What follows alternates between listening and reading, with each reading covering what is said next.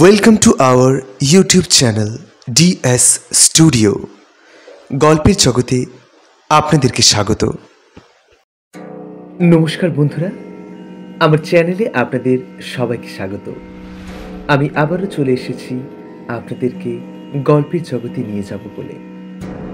আমাদের আজকের নিবেদন সত্যজিৎ রায়ের লেখা একটি গল্প। আশা করছি গল্পটি আপনাদের সকলেরই ভালো লাগবে।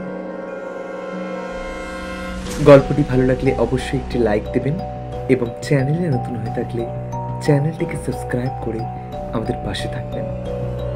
শুরু হচ্ছে আজকের গল্প, সত্যজিৎ রায়ের গল্প অবলম্বনে অনাথ বাবুর ভয়। গল্প পাঠে জিৎ, সহযোগিতায় দীপ। তাহলে চলুন শুরু করা যাক আজকের গল্প, অনাথ বাবুর ভয়।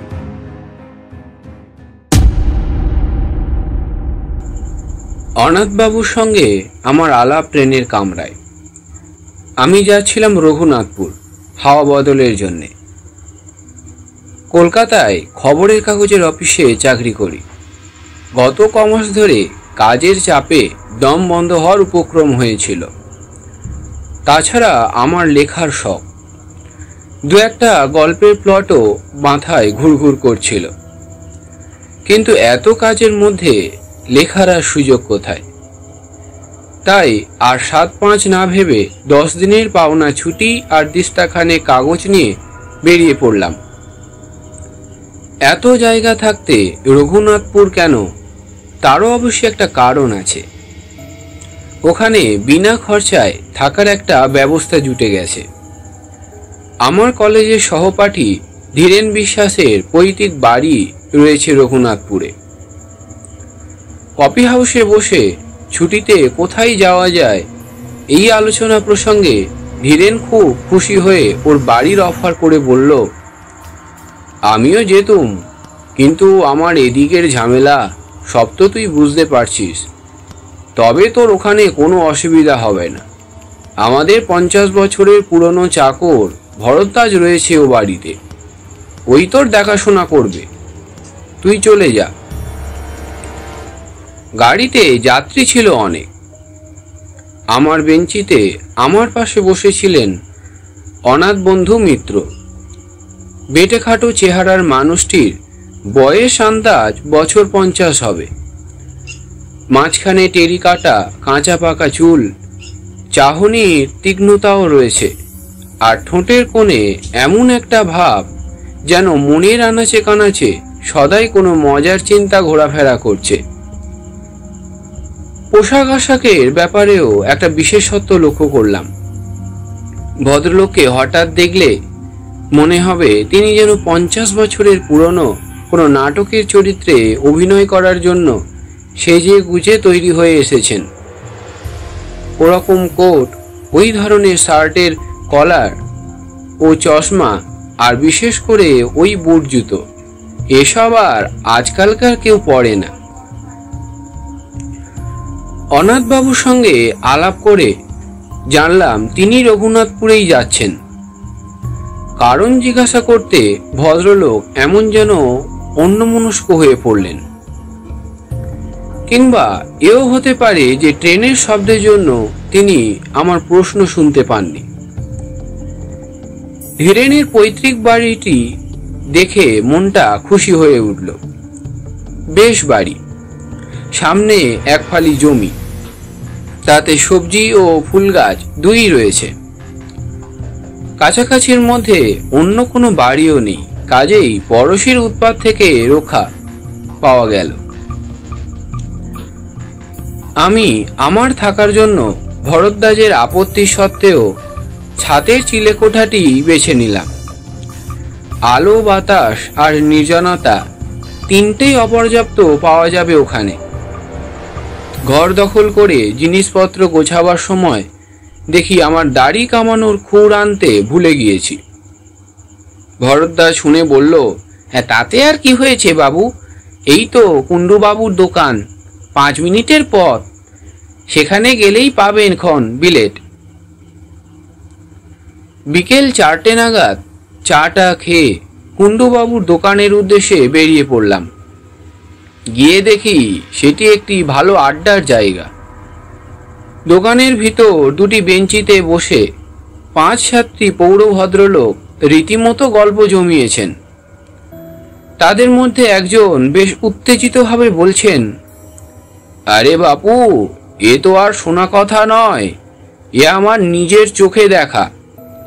আর 30 বছর হয়ে গেল বলেই কি সব মন থেকে মুছে ফেলা যায় নাকি? এসব স্মৃতি অত সহজে ভুলবার নয়। আর বিশেষ করে যখন হলধর দত্ত আমার অন্তরঙ্গ বন্ধু। অবশ্যই তার মৃত্যুর জন্য আমি যে কিছুটা দায়ী সে বিশ্বাস আমার আজও যায়নি। আমি এক প্যাকেট 7 o'clock কিনে আরও 2-1টা অবান্তর জিনিসের খোঁজ করতে লাগলাম। ভদ্রলোক বলে চললেন, ভেবে দেখুন, আমারই বন্ধু আমার সঙ্গে 10 টাকার বাজি ধরে রাত কাটাতে গেল ওই উত্তর পশ্চিমের ঘরটাতে। পরদিন ফেরে না, আর ফেরে না সে। শেষটায় আমি, জিতেন বক্সি, হরিচরণ শাহ আর আরও 3-4 জন কে ছিল ঠিক মনে নেই, গেলুম হলধরের খোঁজ করতে ওই হালদার বাড়িতে। গিয়ে দেখি বাবু ওই ঘরের মেঝেতে হাত পা ছুড়িয়ে মরে কাঠ হয়ে আছেন। তার চোখ চাওয়া, দৃষ্টি কড়িকাঠের দিকে, আর সেই দৃষ্টিতে ভয়ের যা নমুনা দেখলুম, তাতে ভূত ছাড়া আর কি বলবো ভাবুন। গায়ে কোনো ক্ষতচিহ্ন নেই, বাঘের আঁচড় নেই, সাপের ছোবল নেই, কিচ্ছু নেই, অথচ বেচারি মরে কাঠ হয়ে আছে। আপনারাই বলুন এখন কি বলবেন। আরও মিনিট 5 দোকানে থেকে আলোচনার বিষয়টি সম্পর্কে মোটামুটি একটা ধারণা হলো। ব্যাপারটা হলো এই যে, রঘুনাথপুরের দক্ষিণ প্রান্তে হালদার বাড়ি বলে একটি পুরো 200 বছরের পুরনো ভগ্নপ্রায় জমিদারি প্রাসাদ আছে। সেই প্রাসাদে, বিশেষ করে তার দোতলার উত্তর পশ্চিম কোণের একটি ঘরে নাকি অনেক কালের পুরনো একটি ভূতের আনাগোনা আছে। অবশ্য সেই 30 বছর আগে ভবতোষ মজুমদারের বন্ধু হলধর দত্তের মৃত্যুর পর আজ অবধি নাকি কেউ সে বাড়িতে রাত কাটায়নি। কিন্তু তাও রঘুনাথপুরের বাসিন্দারা ভূতের অস্তিত্ব মনে প্রাণে বিশ্বাস করে বেশ একটা রোমাঞ্চ অনুভব করে। আর বিশ্বাস করার কারণও আছে যথেষ্ট। একে তো হলধর দত্তের রহস্যজনক মৃত্যু, তার উপর এমনিতেই হালদার বংশের ইতিহাসে নাকি খুন খারাপি, আত্মহত্যা ইত্যাদির অনেক নজির পাওয়া যায়। মনে মনে হালদার বাড়ি সম্পর্কে বেশ খানিকটা কৌতূহল নিয়ে দোকানের বাইরে এসেই দেখি আমার ট্রেনের আলাপি অনাথনাথ মিত্র মশাই হাসি হাসি মুখ করে দাঁড়িয়ে আছেন। আমায় দেখে বললেন, শুনেছিলেন ওদের কথাবার্তা? বললাম, তা কিছুটা শুনেছি বই কি। বিশ্বাস হয়? কি ভূত? হ্যাঁ।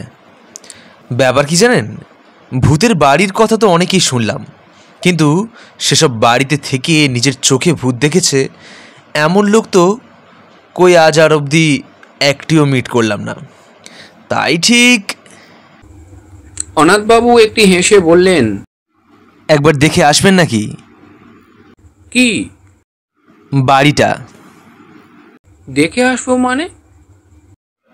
বাইরে থেকে আর কি, বেশি দূর তো নয়, বড়জোর মাইলখানেক। এই রাস্তা দিয়ে সোজা গিয়ে জোড়াশিবের মন্দির ছাড়িয়ে ডানহাতি রাস্তায় ঘুরে পোয়াটেক পথ।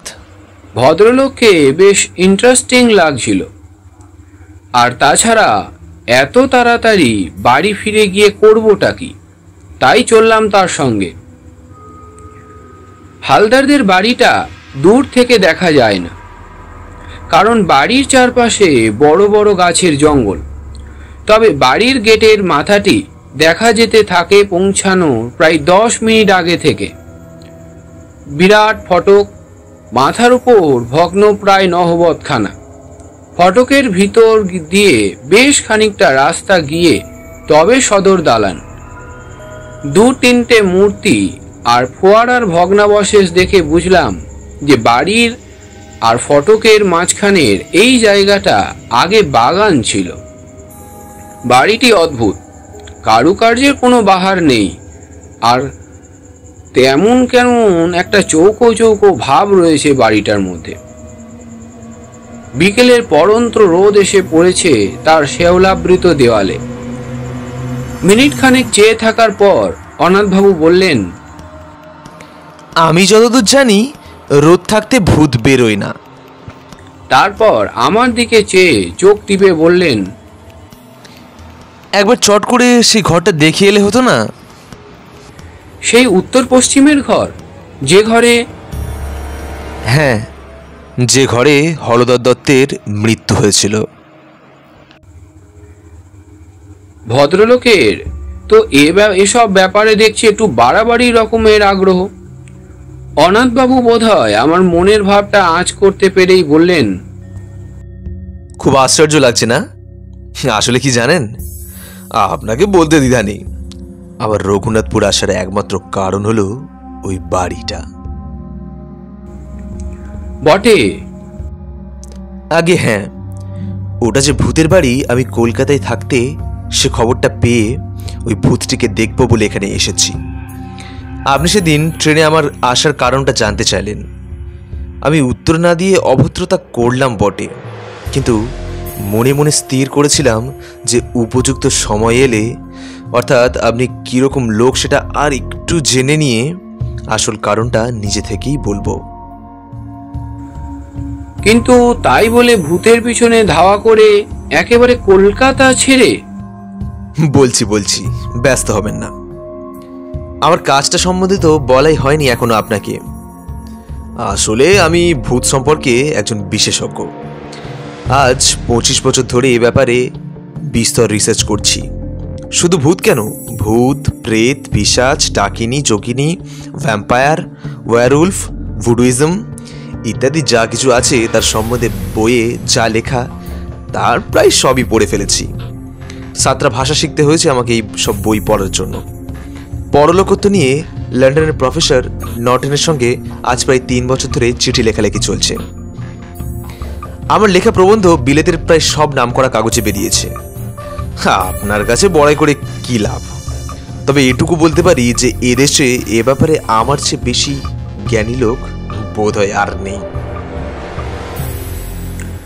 ভদ্রলোকের কথা শুনে তিনি যে মিথ্যে বলছেন বা বাড়িয়ে বলছেন এটা আমার একবারও মনে হলো না, বরং তার সম্বন্ধে খুব সহজেই একটা বিশ্বাস ও শ্রদ্ধার ভাব জেগে উঠল।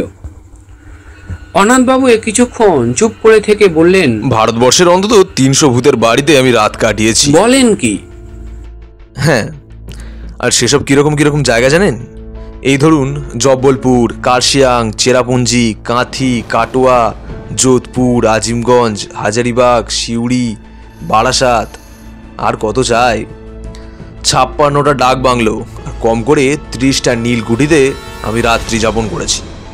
এছাড়া কলকাতা এবং তার কাছাকাছির মধ্যে অন্তত 50খানা বাড়ি তো আছেই।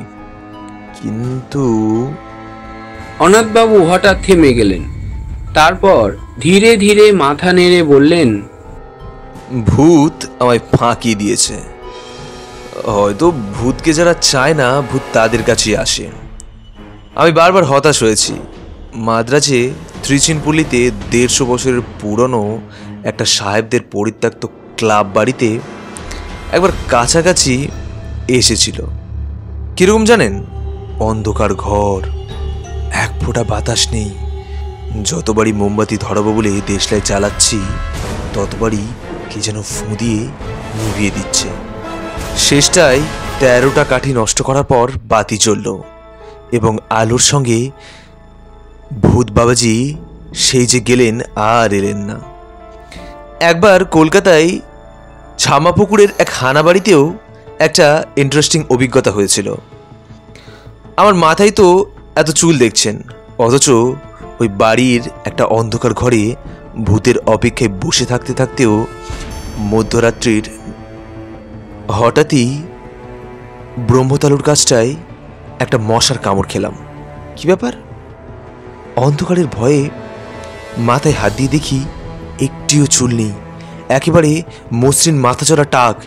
এ কি আমারই মাথা, না অন্য কারোর মাথায় হাত দিয়ে নিজের মাথা বলে মনে করছি? কিন্তু মশার কামড়টা তো আমিই খেলাম। টর্চটা জেলে আয়নায় দেখি টাকের কোনো চিহ্ন মাত্র নেই। আমার যেসব চুল, সে চুল সবই রয়েছে আমার মাথায়। ব্যাস, এই দুটি ছাড়া আর কোনো ভূতের অভিজ্ঞতা এত চেষ্টা সত্ত্বেও আমার হয়নি। তাই ভূত দেখার আশা এত রকমভাবে বলতে পারেন ছেড়েই দিয়েছি।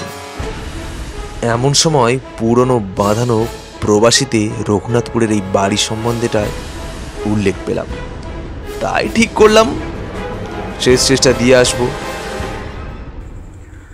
অনাথবাবুর কথা শুনতে শুনতে কখন যে বাড়ির সদর দরজায় এসে পড়েছি সে খেয়াল ছিল না। ভদ্রলোক তার ট্যাঙ্ক ঘড়িটা দেখে বললেন, আজ 5:31 সূর্যাস্ত, এখন 5:15। চলুন, রোদ থাকতে থাকতে একবার ঘরটা দেখেই আসি। ভূতের নেশাটা বোধহয় সংক্রামক, কারণ আমি অনাথবাবুর প্রস্তাবে কোনো আপত্তি করলাম না, বরঞ্চ বাড়ির ভিতরটা আর বিশেষ করে দোতলার ওই ঘরটা দেখার জন্য বেশ একটা আগ্রহই হচ্ছিল। সদর দরজা দিয়ে ঢুকে দেখি বিরাট উঠোন ও নাট মন্দির। 100-150 বছরে কত উৎসব, কত অনুষ্ঠান, কত পূজা পার্বণ, যাত্রা, কত কথা এইখানে হয়েছে, তার কোনো চিহ্ন আঁচ নেই। উঠানের 3 দিকে বারান্দা। আমাদের ডাইনে বারান্দার যে অংশ, তাতে একটি ভাঙা পালকি পড়ে আছে এবং পালকিটি ছাড়িয়ে 10 গিয়েই দোতলায় যাবার সিঁড়ি। সিঁড়িটা এমনই অন্ধকার যে উঠবার সময় অনাথবাবুকে তার কোটের পকেট থেকে একটি টর্চ বার করে জ্বালাতে হলো। প্রায় অদৃশ্য মাকড়সার জালের বুহ ভেদ করে কোনো রকমে দোতলায় পৌঁছানো গেল।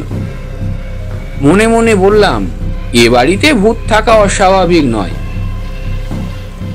দোতলায় বারান্দায় দাঁড়িয়ে হিসেব করে দেখলাম, বাঁদিক দিয়ে সোজা চলে গেলেই ওই যে ঘর, ওটাই হলো উত্তর পশ্চিমের ঘর। অনাথবাবু বললেন, সময় নষ্ট করে লাভ নেই, চলুন এগোই। এখানে বলে রাখি, বারান্দায় কেবল একটি জিনিসই ছিল, সেটি একটি ঘড়ি, যাকে বলে গ্র্যান্ডফাদার ক্লক। কিন্তু তার অবস্থা খুবই শোচনীয়। কাঁচ নেই, বড় কাঁটাটিও উদাও, পেন্ডুলামটি ভেঙে কাঁধ হয়ে পড়ে আছে। উত্তর পশ্চিমের ঘরের দরজাটি ভেজানো ছিল। অনাথবাবু যখন তার ডান হাতের তর্জনী দিয়ে সন্তর্পণে ঠেলে দরজাটি খুলছিলেন, তখন বিনা কারণেই আমার গাটা একটু ছমছম করছিল। কিন্তু ঘরের ভিতর ঢুকে অস্বাভাবিক কিছু লক্ষ্য করলাম না। দেখে মনে হয় এককালে বৈঠকখানা ছিল। ঘরের মাঝখানে একটি বিরাট টেবিল, তার কেবল পায়া 4খানাই রয়েছে, উপরের তক্তাটা নেই। টেবিলের পাশে জানলার দিকে একটি আরাম কেদারা। অবশ্যই এখন আর সেটি আরাম কেদারা হবে কিনা সন্দেহ, কারণ তার একটি হাতল ও বসবার জায়গায় বেতের খানিকটা অংশ লোপ পেয়েছে। উপরের দিকে চেয়ে দেখি ছাদ থেকে ঝুলছে একটি টানা পাখার ভগ্নাংশ, অর্থাৎ তার দড়ি নেই। কাঠের ডান্ডাটা ভাঙা এবং ঝালরের অর্ধেকটা ছেঁড়া। এছাড়া ঘরে আছে একটি খাঁজ কাটা বন্দুক রাখার তাক, একটি নলবিহীন গড়গড়া আর 2খানা সাধারণ হাতল ভাঙা চেয়ার। অনাথবাবু কিছুক্ষণ একেবারে স্তব্ধ হয়ে রইলেন। মনে মনে খুব মনোযোগ দিয়ে কি একটা অনুভব করার চেষ্টা করলেন। প্রায় মিনিট খানেক পরে বললেন, একটা গন্ধ পাচ্ছেন? কি গন্ধ? মাদ্রাজি ধূপ, মাছের তেল আর মরা পোড়ার গন্ধ মেশানো একটা গন্ধ। আমি বার দুয়েক বেশ জোরে জোরে নিঃশ্বাস টানলাম। অনেকদিন বন্ধ ঘর খুললে যে একটা ভ্যাবসা গন্ধ বেরোয়, সেই গন্ধ ছাড়া কোনো গন্ধই পেলাম না। তাই বললাম, কই ঠিক বুঝতে পারছি না তো। অনাথবাবু আরো একটুক্ষণ চুপ করে থেকে হঠাৎ বাঁ হাতে তেলোতে ডান হাত দিয়ে একটি ঘুষি মেরে বললেন, বহুত আচ্ছা, এই গন্ধ আমার চেনা গন্ধ। এ বাড়িতে ভূত অবসম্ভাবী, তবে বাবাজি দেখা দেবেন কিনা সেটা কাল রাত্রের আগে বোঝা যাবে না। চলুন। অনাথবাবু স্থির করে ফেললেন যে পরদিনই তাকে এ ঘরে রাত্রিবাস করতে হবে। ফেরার পথে বললেন, আজ থাকলুম না, কারণ কাল অমাবস্যা, ভূতের পক্ষে সবচেয়ে প্রশস্ত দিন। তাছাড়া দু একটা জিনিস সঙ্গে রাখা দরকার, সেগুলো বাড়িতে রয়ে গেছে, কাল নিয়ে আসবো। আজ সার্ভেটা করে গেলুম, আর কাল। ভদ্রলোক আমায় বাড়ি অবধি পৌঁছে দিয়ে বিদায় নেবার সময় গলাটা একটু নামিয়ে বললেন, আর কাউকে আমার এই প্ল্যানের কথা বলবেন না যেন। এদের কথাবার্তা তো শুনলুম আজকে, যা ভয় আর যা প্রেজুডিউস এদের, জালে পড়ে হয়তো বাধা টাধা দিয়ে আমার প্ল্যানটাই ভেস্তে দেবে। আর হ্যাঁ, আর একটা কথা, আপনাকে আমার সঙ্গে যেতে বললুম না, সেজন্য কিছু মনে করবেন না। এসব ব্যাপার বুঝলেন কি না, একা না হলে ঠিক জুৎসই হয় না। পরদিন দুপুরে কাগজ কলম নিয়ে বসলেও লেখা খুব বেশি দূর এগোলো না। মন পড়ে রয়েছে হালদার বাড়ির ওই উত্তর পশ্চিমের ঘরটায়। আর রাত্রে অনাথবাবুর কি অভিজ্ঞতা হবে সেই নিয়ে একটা অশান্তি আর উদ্বেগ মনে লেগেই রয়েছে। বিকেলে অনাথবাবুকে হালদার বাড়ির ফটক অবধি পৌঁছে দিলাম। ভদ্রলোকের গায়ে আজ একটা কালো গলাবন্ধ কোট, কাঁধে জলের ফ্লাক্স, আর হাতে সেই কালকেরে 3 সেলের টর্চ। ফটক দিয়ে ঢুকবার আগে কোঠে দু পকেটে হাত ঢুকিয়ে দুটো বোতল বার করে আমাকে বললেন, এই দেখুন, এটিতে রয়েছে আমার নিজের ফর্মুলা তৈরির তেল। শরীরে অনাবৃত অংশ মেখে নিলে আর মশা কামড়াবে না। আর দ্বিতীয়টিতে হলো কার্বলিক অ্যাসিড, ঘরের আশেপাশে ছড়িয়ে দিলে সাপের উৎপাত থেকে বাঁচা যাবে।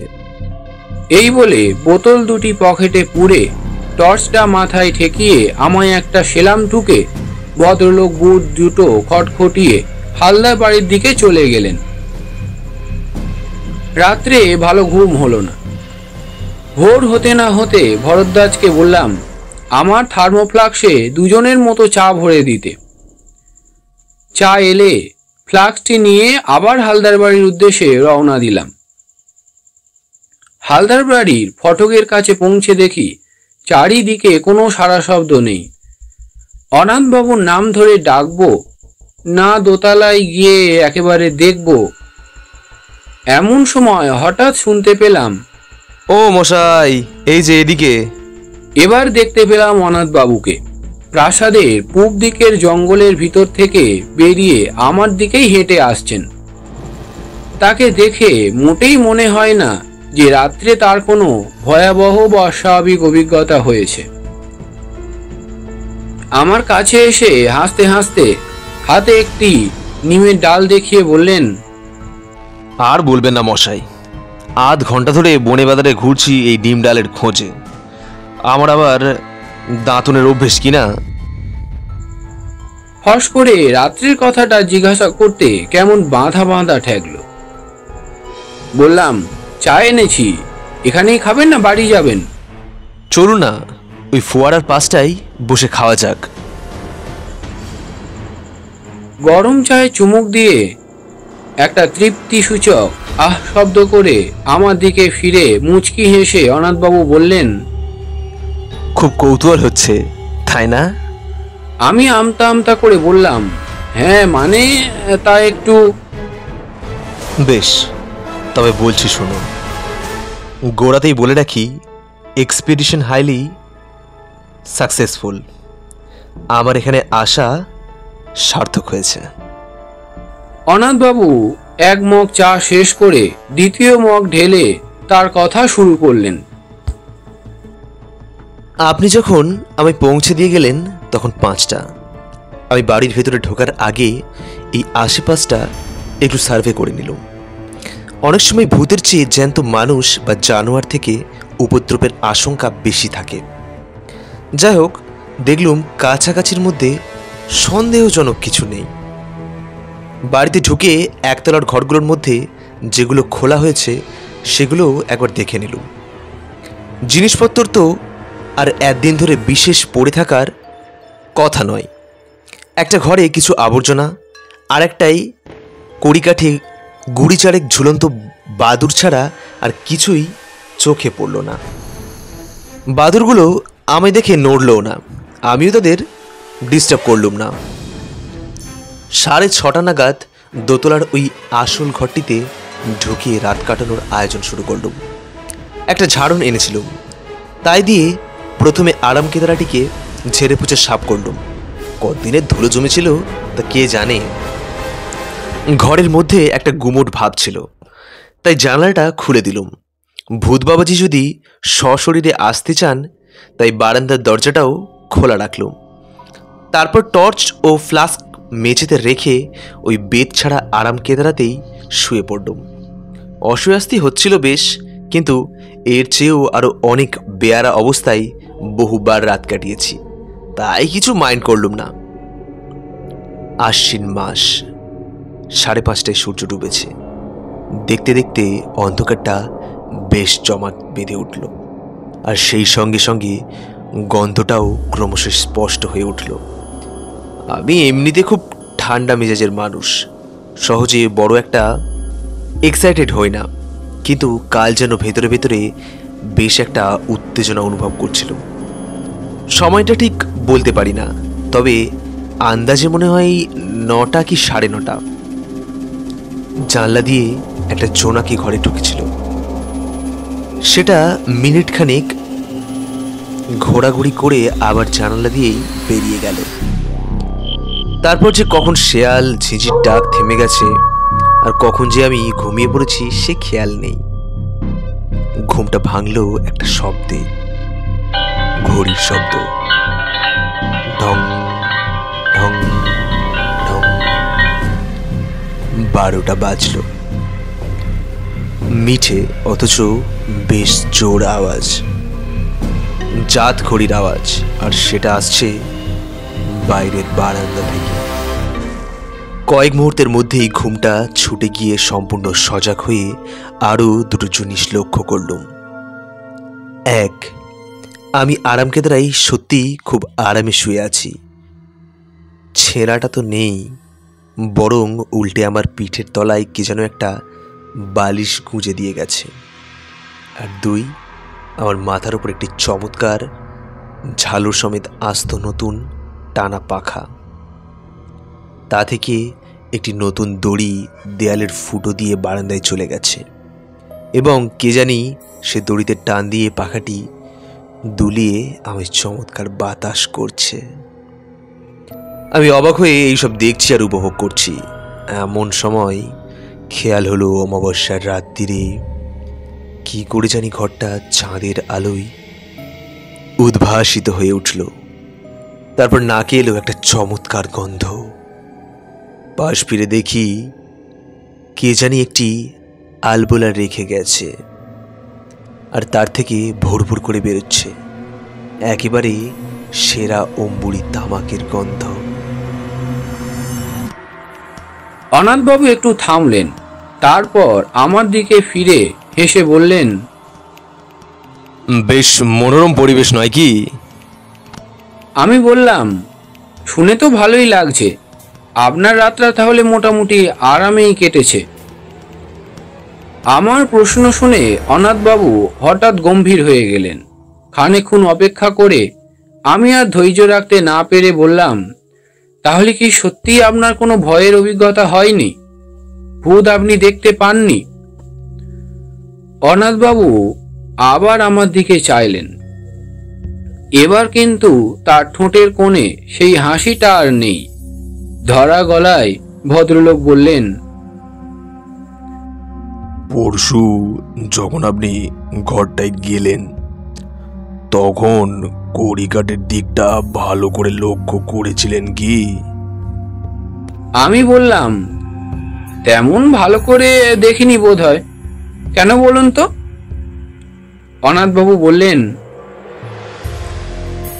ওখানে একটা বিশেষ ব্যাপার রয়েছে, সেটা না দেখলে ঘটনাটা বোঝাতে পারবো না।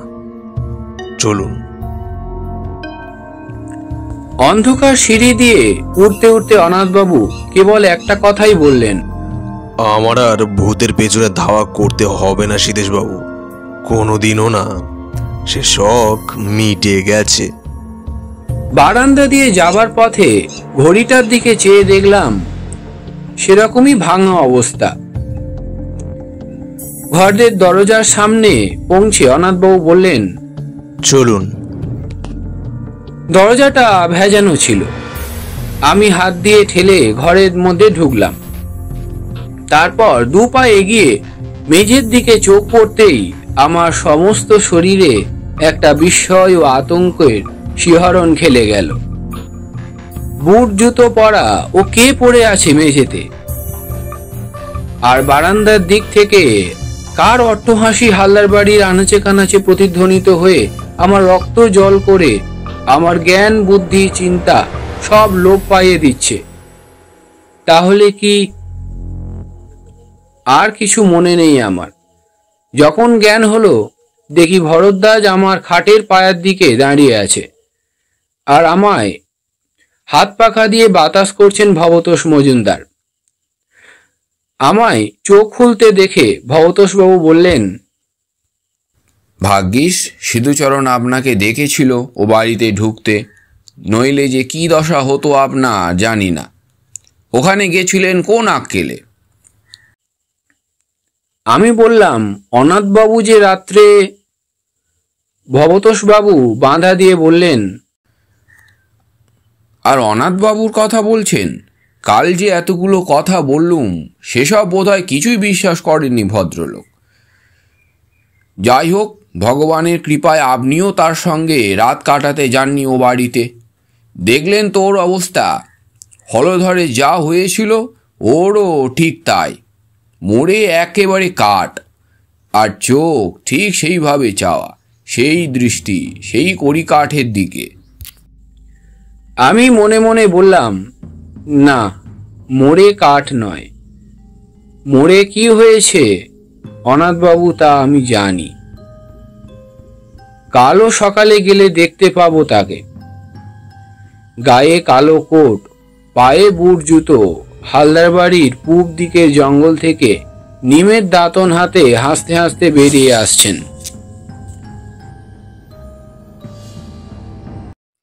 তো বন্ধুরা, আমাদের আজকের গল্পটি এখানেই সমাপ্ত হলো।